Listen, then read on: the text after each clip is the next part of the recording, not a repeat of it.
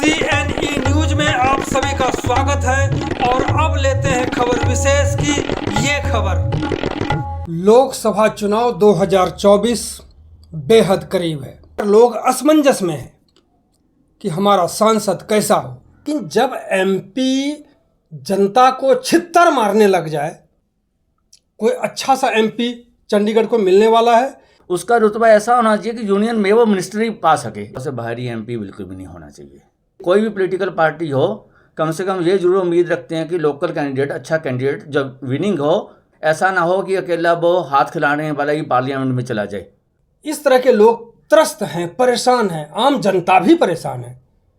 MP तो शहर के लोकल लोगों से ही उठ के आना चाहिए। जब आप थोप रहे हैं किसी कैंडिडेट को, तो लोकल को ही क्यों ना थोप दिया जाए। जिस नेता को शहर ने नकार दिया हो, जो सांसद रहते हुए भी असफल रहा, जो सिटिंग कैंडिडेट होता है उसका इतना तो हक होता ही है, वो कहता है कि मैं जीता हूं तो मेरे को दोबारा दी जाए। उन्होंने जनता को भरोसा दिलवाया। उनको तो MP मिल गया, मोदी साहब को, लेकिन इस चंडीगढ़ को क्या मिला? नहीं, आपकी बात जरूरी है। और श्री सतपाल जैन जी, वो भी किसी टाइम सीटिंग MP थे, पर उनकी टिकट काट दी गई थी जब नया लोकसभा आया था। बस मौजूदा MP से मिलना बड़ा मुश्किल है।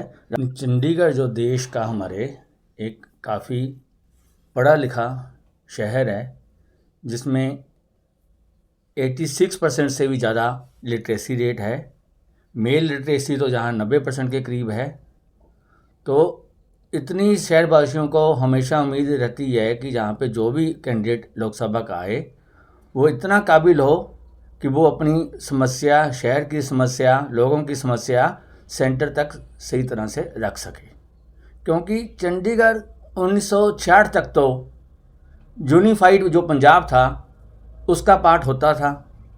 उस समय 13 पंजाब के MP ले लीजिए, एक चंडीगढ़ का, 10 हरियाणा के, 24 MP जो थे वो चंडीगढ़ की बात सेंटर में रखते थे। अब चंडीगढ़ अकेला एकमात्र यूटी बन चुका है, एक ही MP है जिसको अपनी बात रखनी होती है। तो शहरवासियों को ऐसी उम्मीद है कि इस बार MP ऐसा हो, वो एक सिंपल MP का ही रुतबा ना रखता हो, उसका रुतबा ऐसा होना चाहिए कि यूनियन में वो मिनिस्ट्री पा सके, एक मिनिस्टर बने सेंट्रल गवर्नमेंट में।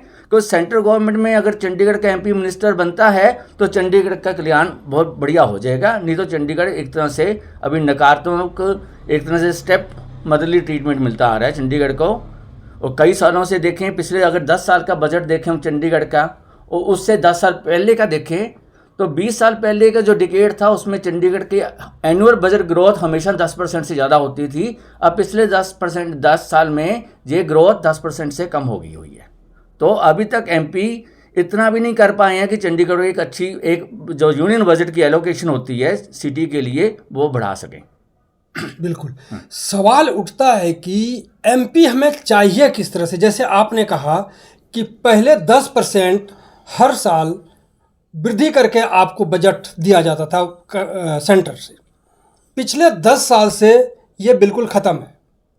हालांकि गवर्नर साहब ने ये दावा किया है कि इस बार हम ज़्यादा बजट लेके आए हैं, फिर भी जो आपने कहा, लेकिन जब MP जनता को छित्तर मारने लग जाए, तो फिर ये उम्मीद, क्या सचमुच में उम्मीद करने की ज़रूरत है MP से, जब छित्तर लगे जनता को?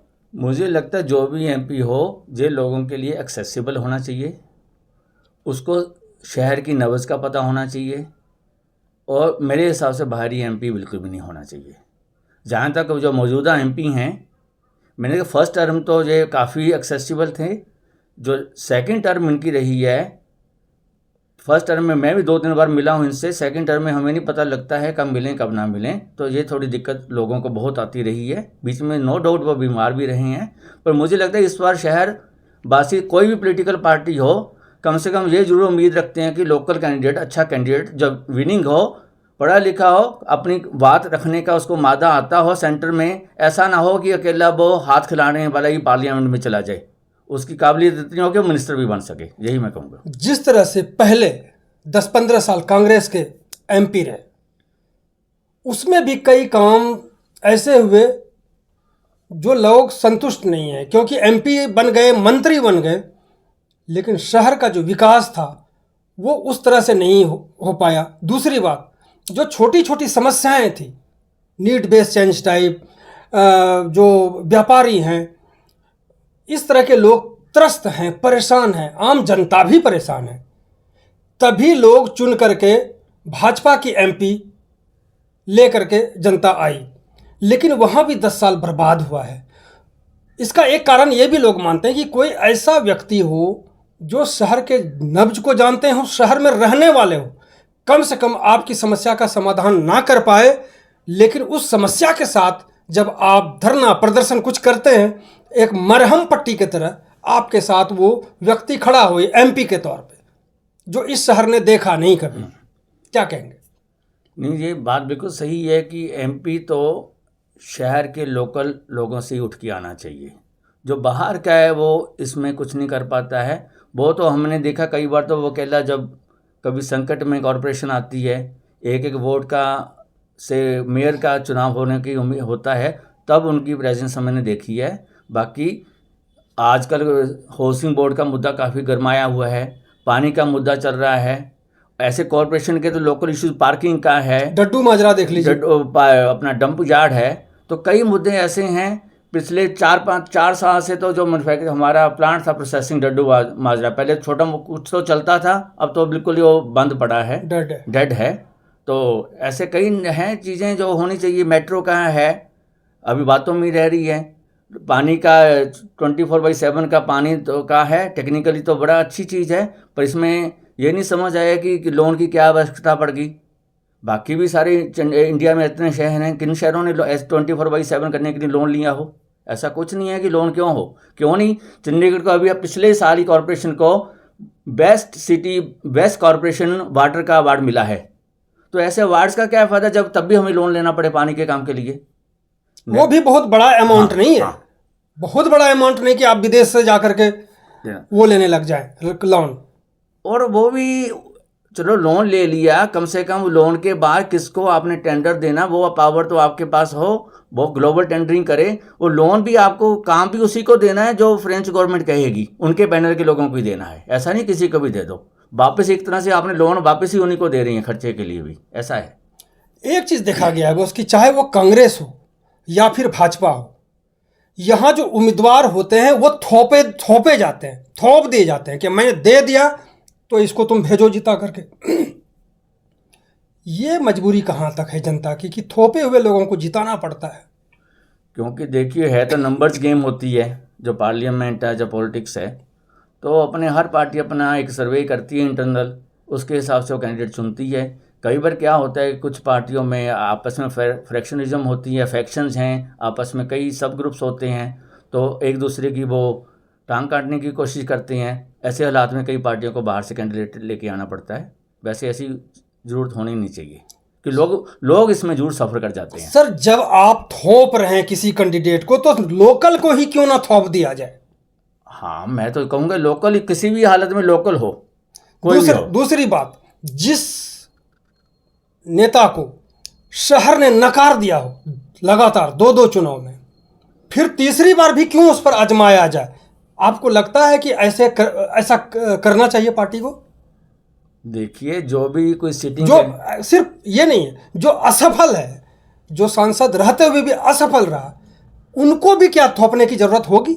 इस बार देखो, ध्यान रखा जाएगा। असफलता की डेफिनेशन लोगों के एंगल से और उनकी पार्टी, किसी भी पार्टी के एंगल से अलग अलग हो सकती है। जो सिटिंग कैंडिडेट होता है उसका इतना तो हक होता ही है, वो कहता है कि मैं जीता हूँ तो मेरे को दोबारा दी जाए, इसमें कोई दो राय नहीं है। किसी ना किसी वजह से तो जीता है, तो वो तो हर पार्टी का अपना एक नज़रिया होता है, किसको टिकट देनी, किसको नहीं देनी है। पर एज़ फार एज़ हम रेजिडेंट्स का, हमारी RWs का, हम हमेशा लोगों को ये कहते हैं कि irrespective of any political party चाहे कोई भी हो, आप कैंडिडेट देखो कैसा है। और हमने अभी रिसेंटली अपने लोगों को, अपनी RWs को बताया है कि 6C इनको जरूर याद रखें। और इस 6C में ऐसे लोग जो 6C में, जिनमें 6C है, उनको नकारो वोट डालने के टाइम। पहला C है चीटर्स, किसी भी धोखेबाज को वोट ना दो। सेकंड C है करप्ट्स, जो करप्शन करता है, नॉन करप्ट है, कई मामलों में पाया गया है, उसको कभी वोट ना दो। तीसरा सी है क्रिमिनल्स, जिसके ऊपर कोई ना कोई कन्विक्शन है, क्रिमिनल है, ऐसी बातें FIRs हुई हैं, इसको नकारो। चौथा सी है कम्युनल, जो धर्म के नाम पे लोगों को बांटते हों, या कास्ट के नाम पे बांटते हों, या किसी और वजह से डिवाइड करते हों, ऐसे लोगों को भी वोट ना दो। पांचवा सी है क्रोनीज, जो अकेले पूंजीपतियों के लिए काम करते हैं, दूसरों के लिए काम नहीं करते, ऐसे लोगों को भी वोट ना दो। और लास्ट में छठा सी है चौथी बात, जिसको मैंने बोला है, चौथी मानसिक पढ़े लिखे को प्रेफर करो। कई बार ये जरूर हो जाता है कि दोनों ही कैंडिडेट ऐसे हैं, पर आप दोनों में देखो, कई बार किसी हालात के मारे कोई पढ़ नहीं पाता है, पर उसकी कॉम्पिटेंस, उसकी लिटरेसी लेवल, उसकी इंटेलिजेंस लेवल, ये सारी चीज़ें दिखनी चाहिए। क्योंकि ऐसा ना हो कल वो अनपढ़ बना दोगे तो वो तो पार्लियामेंट में बैठा ही रहेगा, उसको तो मिनिस्टर नहीं बनना, उसको कुछ नहीं बना पाएगी पार्टी उनकी। तो अच्छा कैंडिडेट होएगा तो शहर का भी भला हो सकता है। ये ध्यान रखने वाली बात है कि जो वशिष्ठ साहब ने कहा है, पहले तो मैं बता दूं कि C4O के कन्वीनर हैं। C4O ने एक तैयार किया है C6।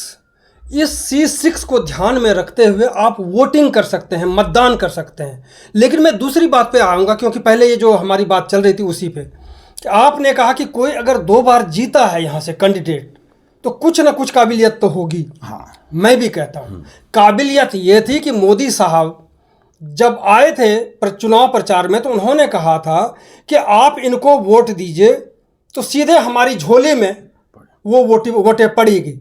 तो इसलिए उन्होंने, उनके कहने पर लोगों ने जनता को भरोसा दिलवाया। उनको तो MP मिल गया, मोदी साहब को, लेकिन इस चंडीगढ़ को क्या मिला? नहीं, आपकी बात ज़रूरी है। और हमेशा भी ये चीज़ जो मैंने बोली है कि सिटिंग MP का हक होता है, ऐसा नहीं है। एक और हमारे MP हैं चंडीगढ़ में, श्री सतपाल जैन जी, वो भी किसी टाइम सिटिंग MP थे, पर उनकी टिकट काट दी गई थी जब नया लोकसभा आया था। तो ऐसा ज़रूरी नहीं होता है। तो मैंने जैसे बताया कि सेकंड टर्म का जो हमारी मौजूदा MP है, उनका एक्सपीरियंस, लोगों का एक्सपीरियंस कहीं से भी आप बात कीजिए, अच्छा नहीं है।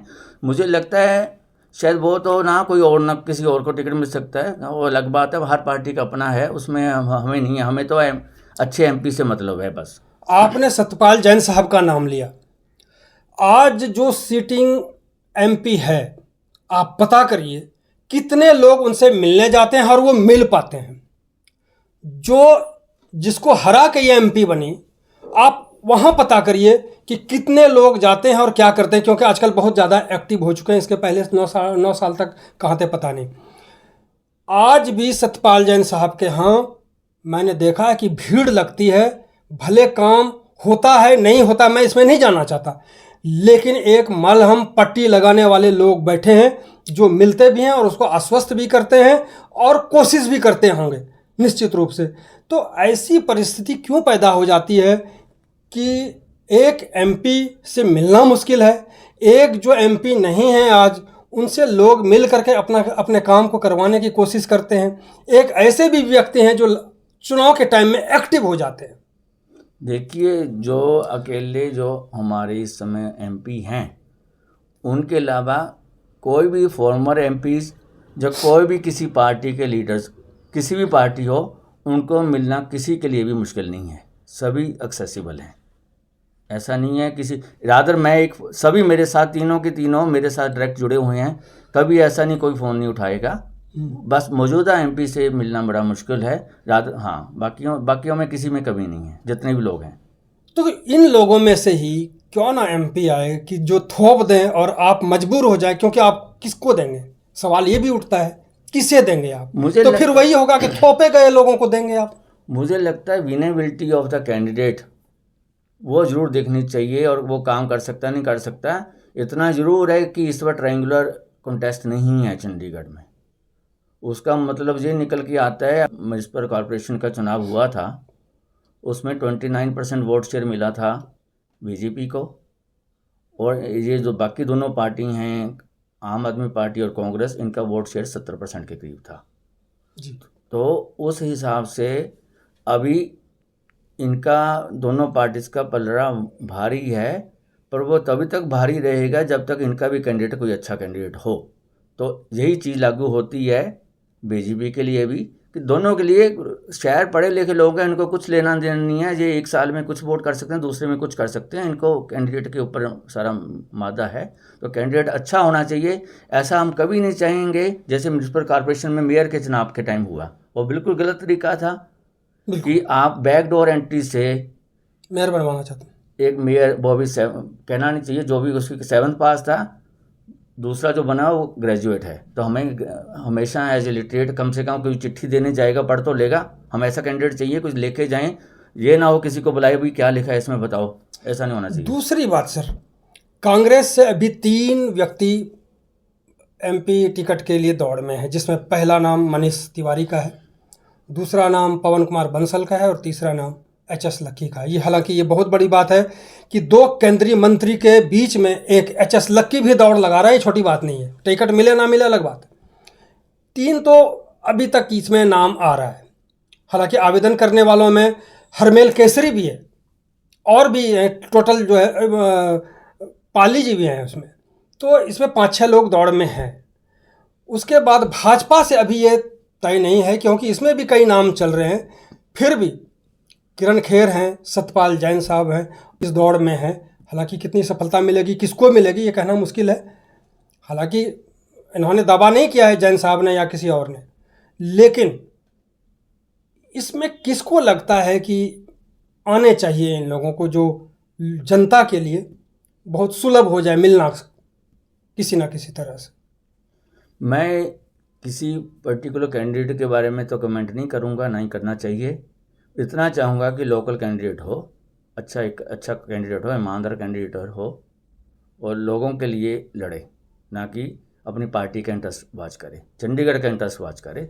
चंडीगढ़ में बहुत सारी ऐसी चीज़ें पेंडिंग हुई जा रही हैं जो बहुत जल्दी ज़रूरी हो गई हैं, करना ज़रूरी है। जैसे मैंने बताया, अब पहले तो 30 एमपी चंडीगढ़ के लिए लड़ते थे सेंटर में, पार्लियामेंट में। अब एक ही एमपी जो चंडीगढ़ का एमपी है उसी को चंडीगढ़ का इंटरेस्ट वाच करना है, तो वो बहुत ज़रूरी है। ऐसा हो कि जाते सारी वो मिनिस्टर बन जाए, मैं तो ऐसा चाहूँगा सेंटर। यानी कि चंडीगढ़ शहर के लिए ऐसा कैंडिडेट हो जो क्षमतावान हो, इसलिए वो समझदार व्यक्ति, क्षमतावान व्यक्ति को उम्मीदवार बनाना चाहिए। ये नहीं ऐसे भी व्यक्ति ना हो कि यहाँ तो चुनाव जीत गए और बाद बाकी अपने व्यापार में जाके जुट गए और शहर की जनता जाए भाड़ में, ऐसे लोग नहीं चाहिए। वशिष्ठ साहब का यही कहना है। दूसरी बात जो इन्होंने सबसे बड़ी बात कही, अगर थोपे गए हैं कैंडिडेट को अगर वोट आपको देना है, तो जो C6 का जो फार्मूला इन्होंने बताया है, उस 6 फार्मूला को आप जरूर अपनाएं। बहुत बहुत धन्यवाद वशिष्ठ साहब। धन्यवाद मधुकर जी। CNE न्यूज के साथ बने रहने के लिए आप सभी का बहुत बहुत धन्यवाद।